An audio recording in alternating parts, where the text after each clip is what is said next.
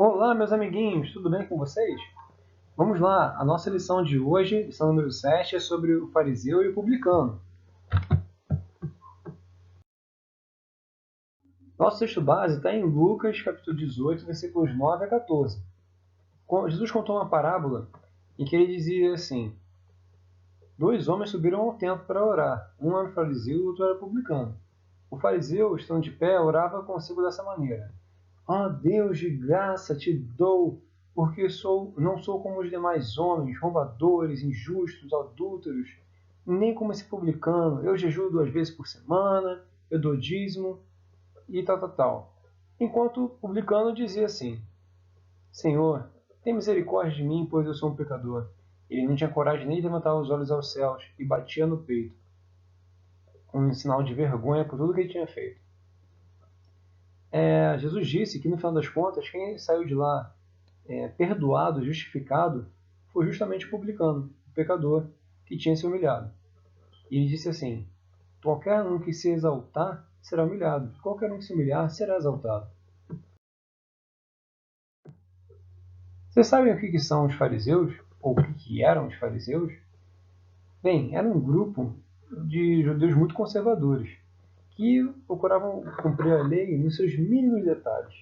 Eles eram muito apegados aos costumes e às tradições, né? Muito inflexíveis, pessoas difíceis de lidar.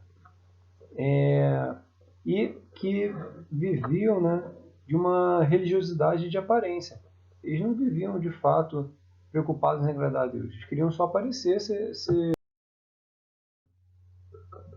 Jesus se referiu a eles, né, em Mateus 23, versículo 27 e 28, da seguinte maneira: ai de vós, escribas e fariseus, vocês são hipócritas, porque sois semelhantes aos sepulcros caiados, que por fora mostram-se belos, mas no interior estão cheios de ossos mortos e de todo tipo de imundícia.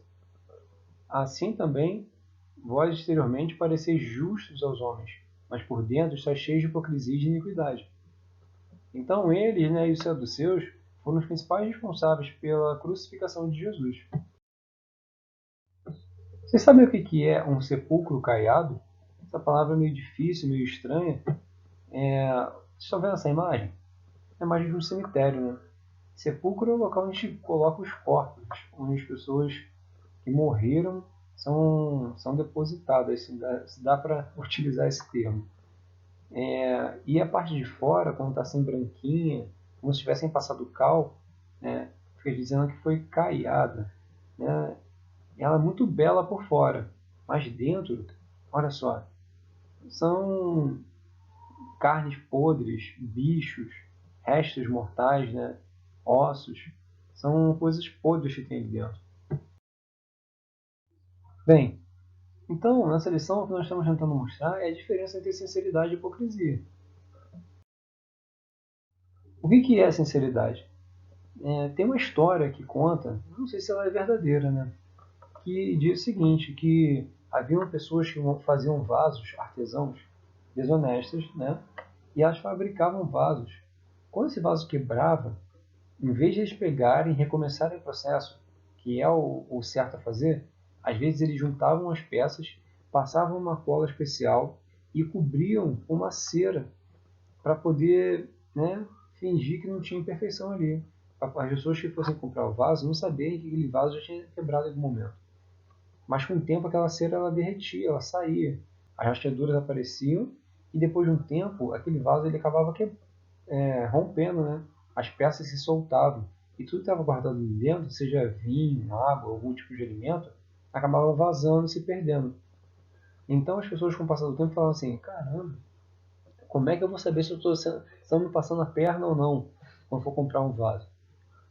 Vou passar a comprar o vaso sem essa cera por fora. Não vai ser tão bonito, mas eu vou ter certeza que não tem nenhuma imperfeição, nenhum defeito escondido.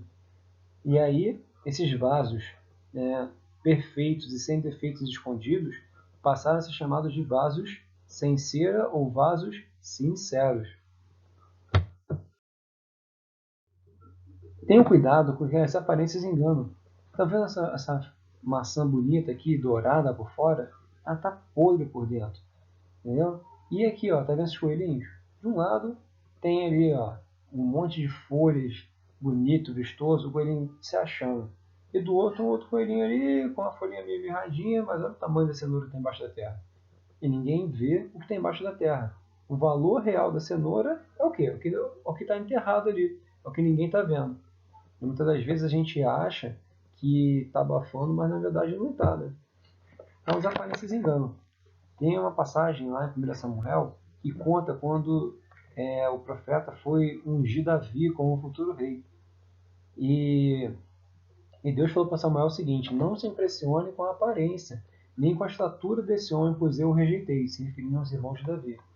Eis que Deus não enxerga como o ser humano vê, porquanto o homem julga e toma em elevada consideração a aparência, mas o Senhor sonda o coração.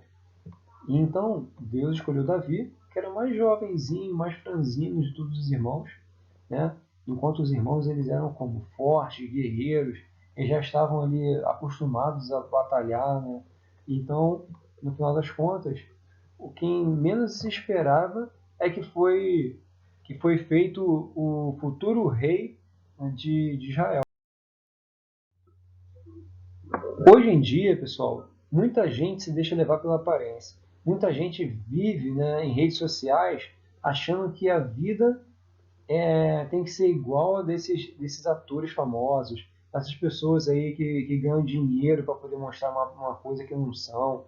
E às vezes as pessoas ficam como tristes porque não conseguem alcançar esse padrão de dinheiro, de coisas caras, né, de aparência. E acaba que as pessoas têm ficado cada dia mais deprimidas. A depressão se tornou o mal do nosso século. E muitas pessoas vivem doentes. Às vezes elas não mostram estar doentes porque não tem, né, um vírus, uma bactéria, mas é uma doença que está no coração, que está na alma dessas pessoas. Então, não fiquem correndo atrás do vento, essas vaidades, essas coisas que na verdade são de mentira, são artificiais. Às vezes as pessoas usam Photoshop, usam um monte de edição de imagem para que elas pareçam mais bonitas. E na verdade, não é assim. E o publicano? Quem era um publicano? Era um cara que cobrava impostos. Eles eram considerados imundos, entre aspas, pelos mestres da lei, porque eles se associavam lá ao pessoal que dominava naquela época, que eram os romanos, os gentios, os pagãos. E eles eram considerados traidores, porque eles ajudavam a dominação dos estrangeiros, né? E muitas vezes também, os relatos dizem que eles cobravam impostos além do que precisavam, para poder ficar com uma parte para eles. Pô, sacanagem, né? Não se deve fazer isso. Então, eles acabavam sendo pessoas que não eram nem um pouco queridas pelo aquele povo. Em determinado momento, tanto publicando se encontraram no templo. Ambos tinham ido ao templo para poder orar. E enquanto, né, o tirava onda e dizia Deus, grandioso, poderoso, cheio de palavras bonitas e tal, te agradeço porque eu sou isso, sou aquilo, eu não sou como esses pecadores, eu não sou como esse publicano aqui perto de mim, e eu jejuo, eu faço, eu aconteço, eu dou dízimo. Deus não estava nem aí para a oração desse cara. Enquanto isso, o publicano, que era um pecador, sabia que era pecador, batia no peito, não tinha nem coragem de levantar a cabeça e falava: Senhor, me perdoa porque eu sou um pecador. Eu sei que eu errei, eu não quero mais fazer isso, estou arrependido do que eu fiz. Deus, ele vê o nosso coração. E ali ele sabia que aquela capa de santo que o fariseu estava mostrando era mentira. E ele, perdoou o publicano, que orou com honestidade, com sinceridade de coração, né, e não ficou tentando parecer ser uma coisa que não era. Deus está perto daqueles que pedem a sua ajuda e pedem com sinceridade. Isso está em Salmos 100. Se lembre, Deus conhece você porque Ele é quem te criou. Portanto, seja sincero quando você for orar. Não tenha vergonha do que as pessoas vão pensar de você. O mais importa é o que Deus pensa a seu respeito. Esse é o desafio da nossa semana, tá bom? Aqui estão os versículos que tem que ler em cada dia. Façam a lição, as atividades da revista de vocês. E se tiverem alguma dúvida, podem me mandar. Beleza?